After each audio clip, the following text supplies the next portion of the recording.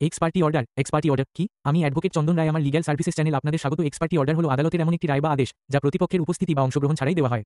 X party order কখন দেওয়া হয়? আদালত তখনই এক্স পার্টি আদেশ দেয় যখন 1. বিবাদী আদালতে উপস্থিত হয় না, অথবা 2. বিবাদী ইচ্ছাকৃতভাবে মামলা বিলম্বিত করার চেষ্টা করে। 3. বিবাদীকে নোটিশ পাঠানো হলেও সে আদালতে হাজির হয়নি। এক্স পার্টি অর্ডারের প্রকারভেদ: 1. এক্স পার্টি ডিক্রি দেওয়ানি মামলায় যদি বিবাদী আদালতে হাজির না হয়, তবে বাদীর দাবির ভিত্তিতে আদালত রায় দিতে পারে।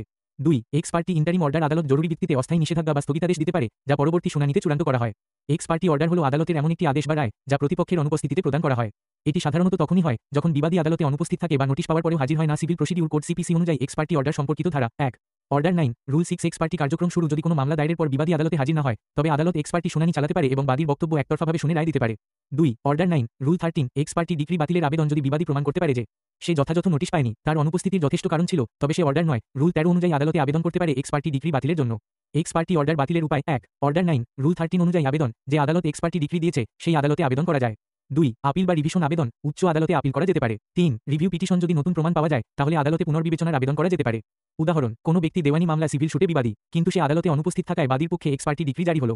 এরপর বিবাদী যদি প্রমাণ করতে পারে যে তার অনুপস্থিতির যথেষ্ট কারণ ছিল, যেমন অসুস্থতা, নোটিশ না পাওয়া ইত্যাদি, তাহলে সে অর্ডার 9, রুল 13 অনুযায়ী আদালতে আবেদন করে এই আদেশ বাতিল করতে পারে। আরও গুরুত্বপূর্ণ ইনফরমেশন পেতে লিগ্যাল সার্ভিসেস চ্যানেলটি লাইক, কমেন্ট ও সাবস্ক্রাইব করুন। ধন্যবাদ।